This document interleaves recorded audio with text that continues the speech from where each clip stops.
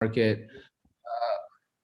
Yeah, I'm sorry, I forget to ask if anyone minds that we record the session. That's a call. Okay, thank you. So it's recorded.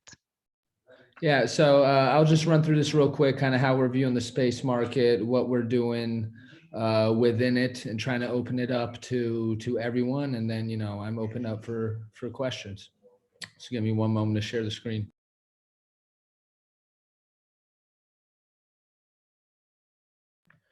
You need to enable me to be able to share the screen.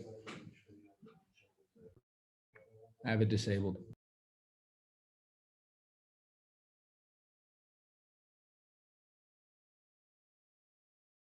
Then I need. Worst case, I'll talk through it.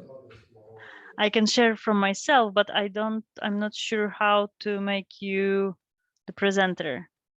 No worries, then I'll just run through it verbally. Can I share it from my computer? If you want. Okay, then just give me a second.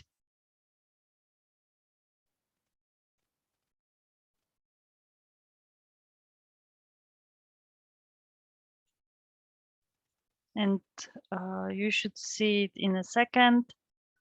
Please let me know when the slide should be changed.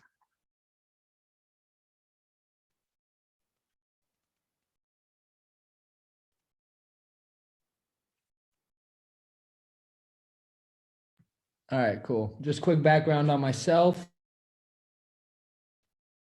I'm off in the digital media entertainment space, focused around distribution and monetization platforms for digital media and content. So these platforms that eventually sprouted up, the YouTubes, the Netflixes, et cetera.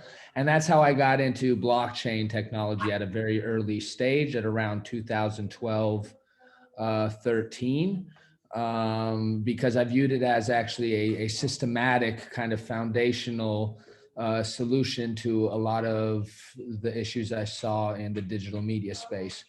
I eventually co-founded CoinFirm in around 2015, 16, and was also chief marketing officer over there for about 5 years, which quickly became one of the global leaders when it comes to analytics and regulatory technology for blockchain and cryptocurrencies. But I'm third generation aerospace. My grandfather actually was one of the first aerospace focused professors for the Polish military. I'm half Polish originally. And my mother and I have kind of kept that legacy going on through a foundation we have and entrepreneurial activities we've been doing over the years in the space economy. And this birthed Copernic Space, the concept of it, about 6 years ago. But learned off my previous failures and lessons as a startup founder that timing is more important than almost anything, than even the validity of your idea or what you're trying to do. And blockchain tech itself and the market kind of psychology mentality wasn't mature enough to execute what we wanted to do. So this past year, I left CoinFirm to focus on Copernic Space and bringing that to market, as these two worlds of this technology and this crypto market and space are ready. We're really, you know, the soul of this really did kind of start with my grandfather around this whole idea of democratizing space, and not like in a cheap marketing way, but truly give the general market the capability to participate in the space economy in various ways. So feel free to go next slide. Which this whole thing around the space market is technically it has the capability to be infinite. The thing around it is that it's really viewed exclusively pretty much through its value is viewed through technical and scientific utility, and it's never been assetized, providing it an actual kind of liquid lifeline that's outside of that scientific and technical value. Just like if you look at most mature industries, they've moved into being assetized in some format. Feel free to go ahead. I'm sure a lot of you may know just as well as I. It's quite a large market already, around 500 billion projected to go. There's huge amounts of pressure around private investment. And we'll get into the problem why we think all of these numbers here generally should be also there with 100,000. You see that there's a commercial market there that's looking for access to it in various amounts of ways. Go on the next one, please. Right, but there's a bottleneck around all this. You can skip this. We're really looking to solve what we see as the two biggest needs and issues in this new space economy, which is you have a $500 billion market, but there is no market, right? You don't, in the current economic way of conducting business, commerce, investments, there's no central point to even discover these space companies and what we call space assets, which is in our case, tokenized space products, services, ownership, et cetera, of certain things, to own, acquire them, access them, or the whole capability of reselling them, for example, right? So the commercial scalability around space ventures right now is very slow, very manual, and these processes really do take months. The other side of the coin is that the financing, this liquidity, capitalization element of the space economy is equally archaic. Early stage space ventures are limited to government grants usually. If they're lucky, they get some crazy VC or angel to give them something to build a prototype. But they're constantly dying of liquidity needs. And even your Elon Musk, last year was selling shares privately to SpaceX. He's doing that for liquidity, even though he has hundreds of millions of dollars in contracted revenue. And these are government contracts, so they're pretty easy to back up, right? So these are these things that are kind of strangling the market, right? Go to the next one, please. Right. So our viewpoint is if you take all these products, services, ownership of payload space, venture investments and liquidity, and put this in a digital marketplace backed by certain applications of blockchain and crypto, you can not only improve the processes, business processes, commercialization, investment models that exist today, and scale those up, but you can totally open up the market to new commercial players, brands, and even the average person to economically participate and own a piece of space, right? Feel free to go ahead. Right, and we solve those two problems in two distinct ways on a central platform. When I say central platform, it's blockchain based, it's technically decentralized, it's peer-to-peer. We only control the entry points, right? We validate who comes on and the registration of the assets. So we do this through these two sections, one called the Space Mart, the other called the Space Pool. Space Mart is focused on the commercialization end, and Space Pool is focused on the financing end, right? We're actually launching one around the Space Mart end this coming month, and Space Pool, we're going to be launching aspects around that this coming year. So in the Space Mart, we apply non-fungible tokens, NFTs, to provide unique ownership and access from anything to satellite data to payload space, which is the case that's coming up. And for Space Pool, we use things such as token sales, which I'm not going to go into the weeds on this one, as well as liquidity pools to provide fast liquidity from the general market and public for space companies, projects, and ventures. Go to the next one. It from a supply and demand side. So supply side is like space cargo. I have X amount, I'm putting it on the market on these sort of terms for acquisition, right? Demand side, which we think about like 90% of the space data market is going to be I'm coming on and I am asking for this under these parameters and standards. And that goes into that supplier end pool for these entities to fulfill those offers, right? And this all happens for the most part digitally. Feel free to go ahead. Yeah, and Space Pool, once again, we segregate that into two halves for those things. One more for the early stage ventures, which are token sales, which is like either securities, I'm selling shares in a tokenized format, or utility, which is like I'm selling access to something like satellite usage under a certain token. And this also provides a different type of, it solves the liquidity game, right? Which is a big issue in space for both ends, for space companies as well as space investors. Because what's the issue with investing in space? You got like a 10-year liquidity event with your investment if you're lucky, right? So crypto is really revolutionary when it comes to how it takes asset for them. And then that space pool end provides the same sort of thing. Just that's exclusively for contracted space companies with contracted revenue who want to leverage those contracts for fast liquidity at set interests. Feel free to go ahead. Right, which we might even end on this so we can save time for questions. We're launching really the space asset market, the first secondary market for space, and doing the first ever tokenized sale of space cargo or space payload. The private sale starts in December. So feel free to go to the next.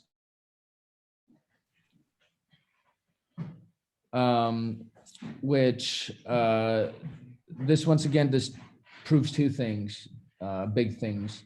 One is it takes a process that usually takes months, is an extremely manual to execute and is hard to discover. And it puts it in a central marketplace for people to easily go through and acquire. In the private sale, it's exclusively for entities who actually want to physically send something up to the moon. So I have to go through a little bit of a different process. They will get an NFT that represents that ownership. It's actually brandable. They can change the name of it.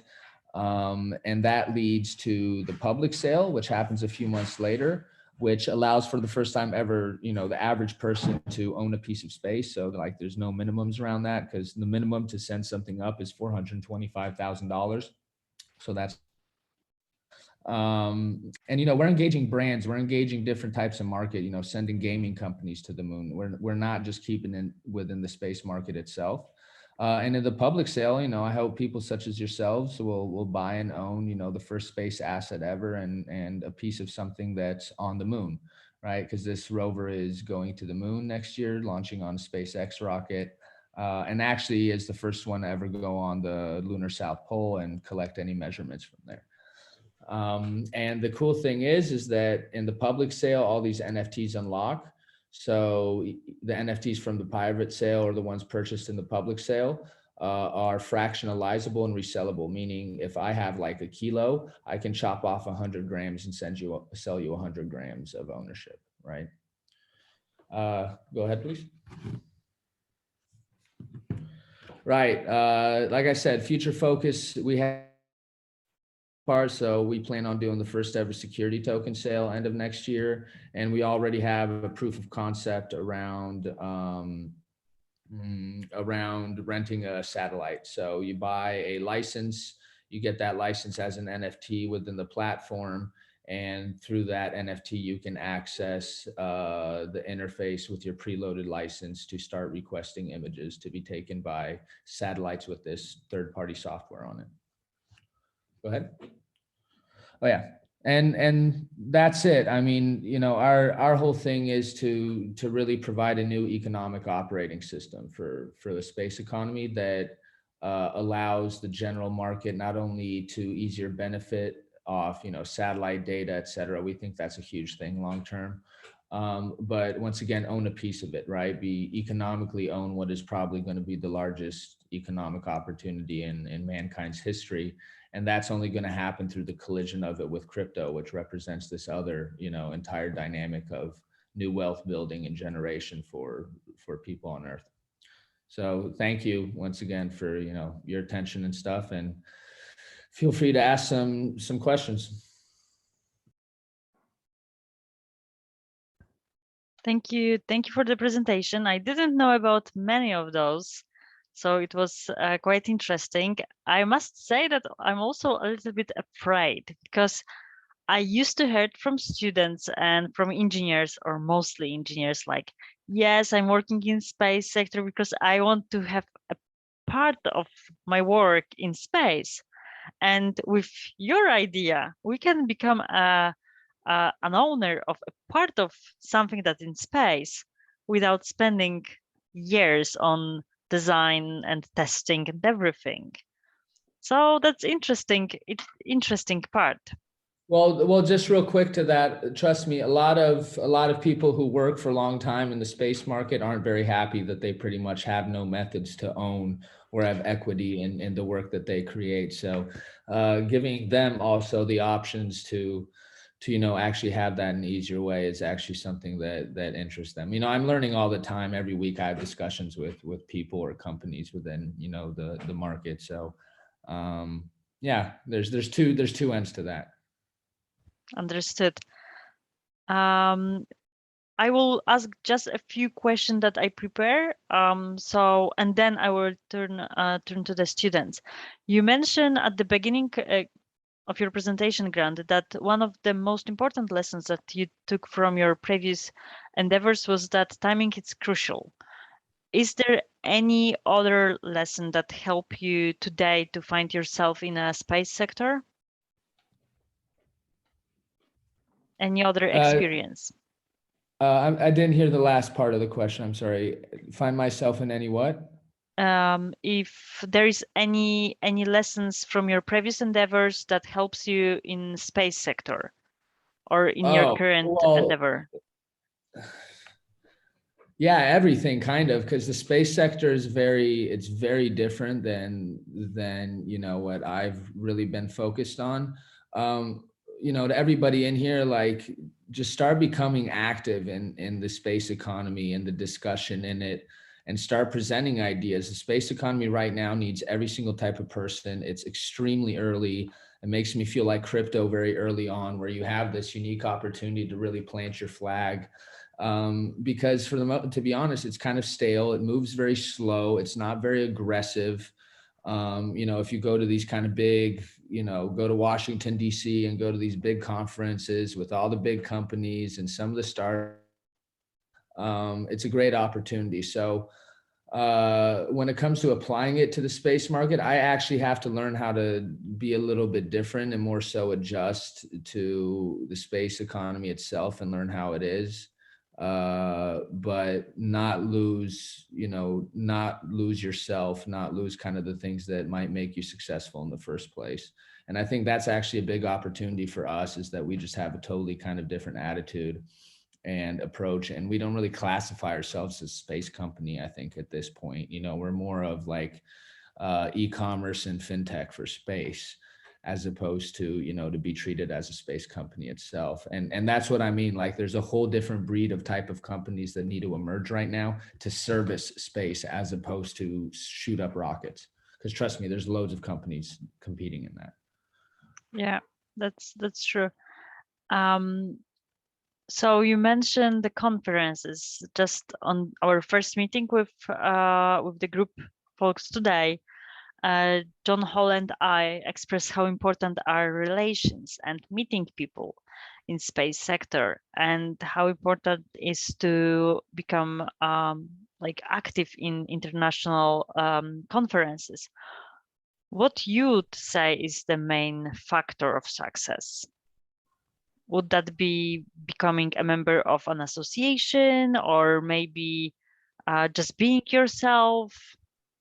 Yeah, don't be afraid to talk to people. Like, no matter how outgoing it or outwardly social it seems I may be, I'm actually kind of in a lot of situations I'm kind of hesitant to approach people. But when it comes to space economy itself, like, it's really active on LinkedIn.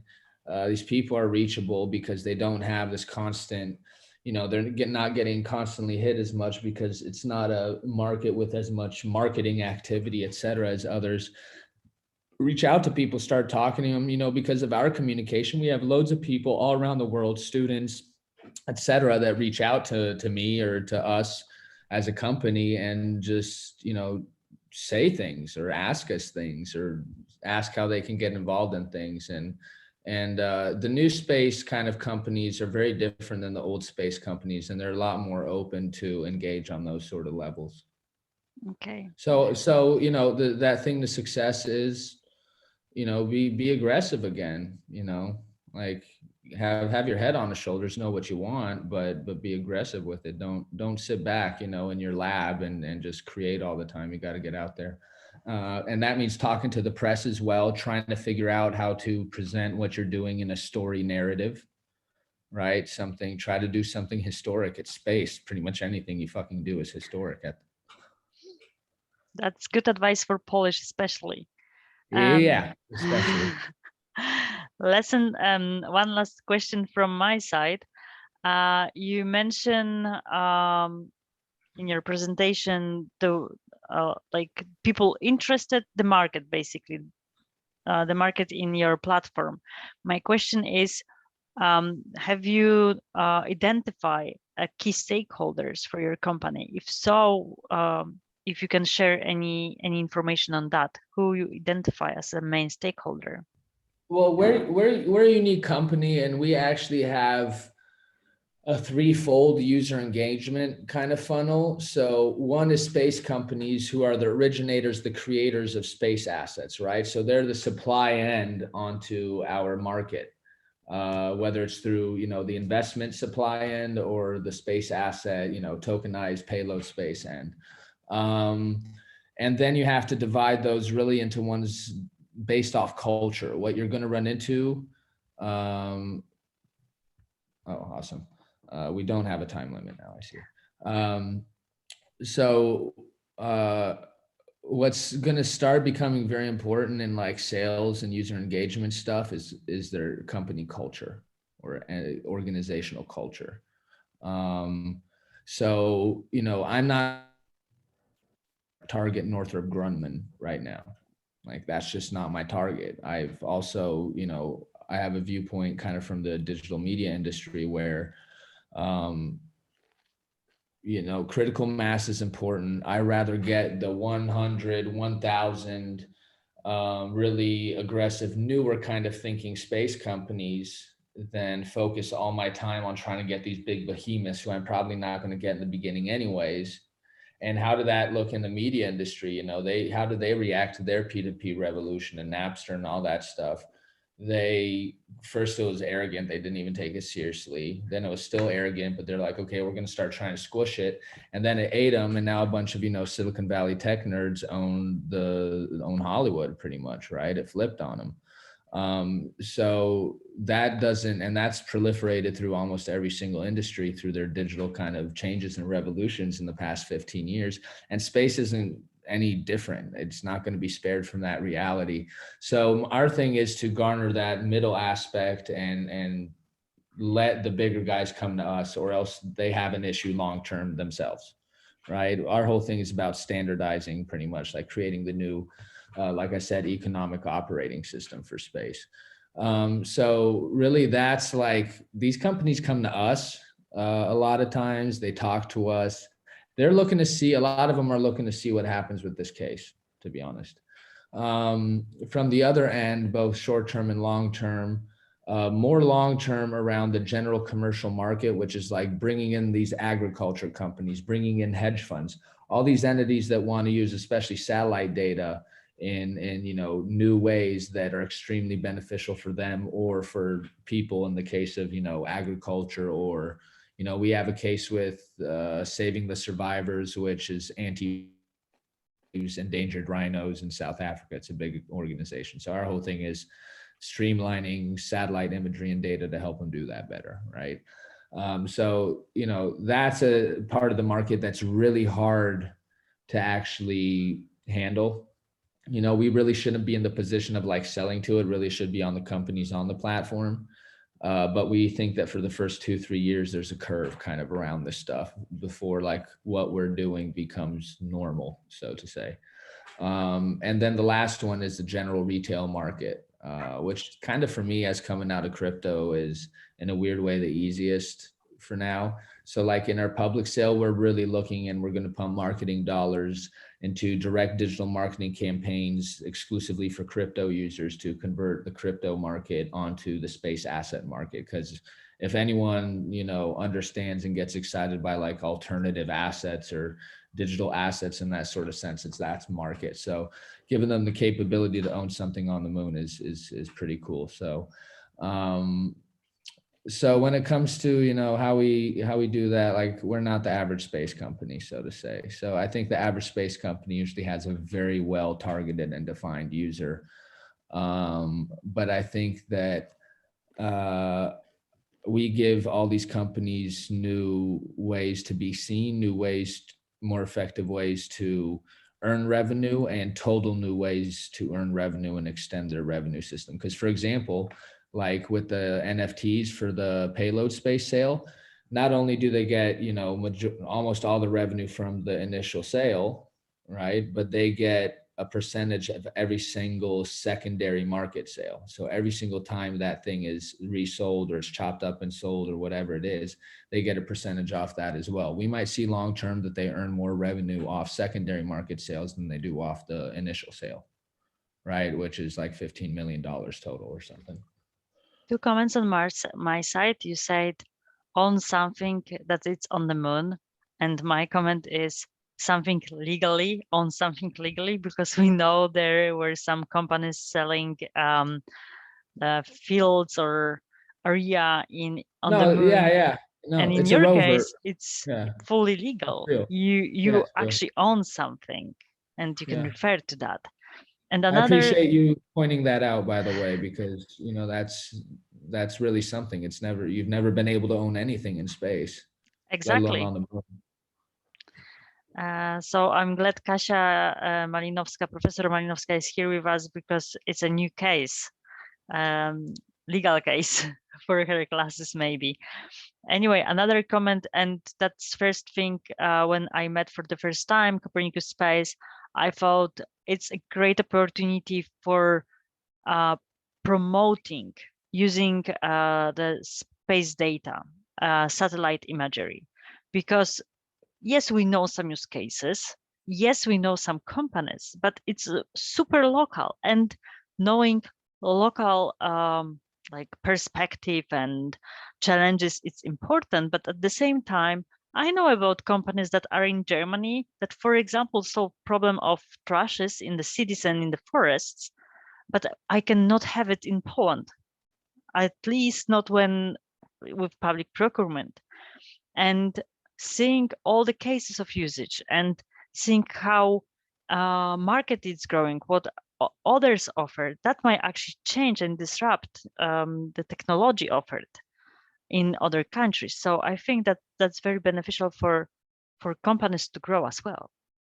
Yeah, and all market value and price for these things, because I'm telling you, these satellite data companies, et cetera, like they don't even know what to charge for it, because the market's completely, to be honest, inflated by massive like defense and government contracts and these very siloed, exclusive little rooms and relationships. And there's no really way, like I said, there's no central point to even discover, let alone commercially engage in any sort of way with this activity. So putting that out there, you know, like I said, I think it's a 2 to 3 year process for us, but obviously we're looking to hit the market really fast and really hard with like concrete commercial cases. And our strategy is different than most startups or companies. Is we're not putting the whole platform out there and be like, yeah, come register your assets, sell it, do this.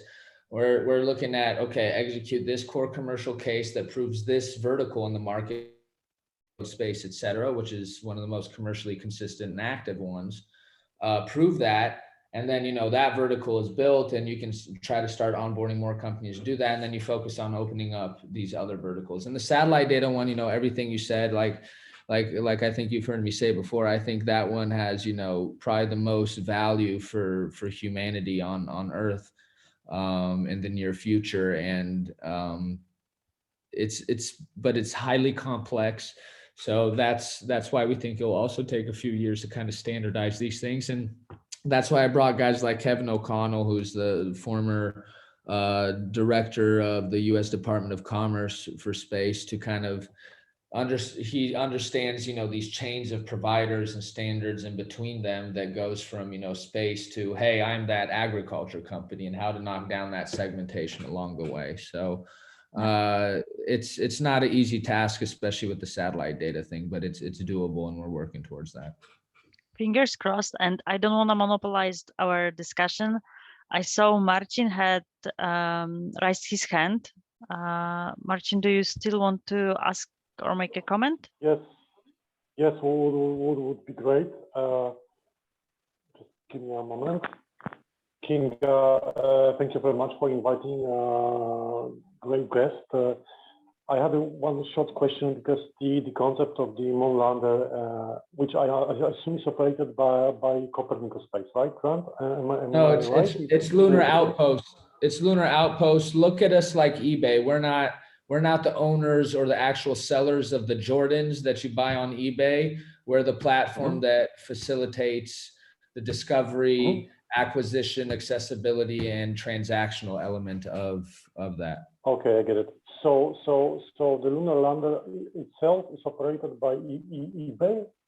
Lunar Outpost. We're more like eBay, so we're more of the marketplace, and we have sellers and buyers meeting on the marketplace. We facilitate the transfer and the transaction element. That's a company called Lunar Outpost who does really great stuff around rover work. So they're going to the moon next. Let me share the screen once again. So the name of the company is here. If you want to Google it, please feel free. At least now you know how what's the name. Yeah. Okay. And just a very short question, because I know that there's also a few other questions from our team. Grant, can we imagine the business market development in this case if the Chinese will put their flag first on the moon? Does it will change your business model in this case, possibly, or not? Not at all. The only thing the Chinese affect me with is that I have to KYC everyone and make sure that these assets don't get sold to Chinese nationals or companies, because American space companies can't do that, and then control the secondary market for these space assets. So what we actually do is every account is whitelisted. They pass this KYC, which means know your customer. That's like when they check your ID, etc. Once that's verified, we actually we put them in this whitelist, and all the tokens are, let's say, coded in a way that they can only be transferred to addresses that are whitelisted, right? So that's how we control the secondary market around that sort of stuff. Other than that, if the Chinese land something on the moon, good for them, shitty for everyone else, but it doesn't affect my business. Okay, thanks, cool. Is there any other question or comment that anyone else would like to make?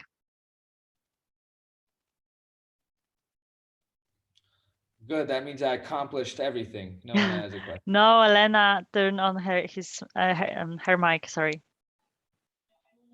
Elena, I cannot hear you.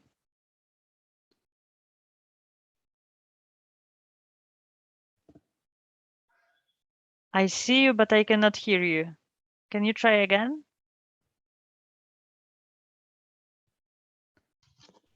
She's going to have to type it. I can hear you now. Okay, perfect.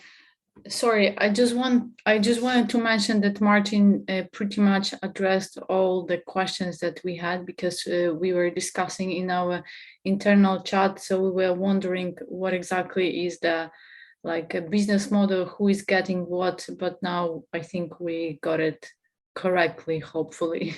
So thank you very much.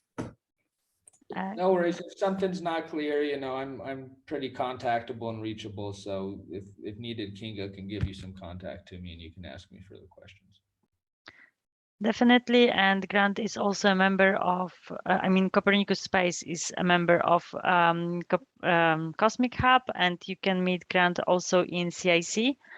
So I hope there would be more chances to discuss ideas, startups, and well, space sector basically. Guys, thank you very much for this part. Grant, thank you for your presentation and sharing your experience with us. I think that was very inspiring, at least for me. I hope for our students as well. And thank you again. Now, to everyone else, we My will. pleasure, and thanks for the opportunity.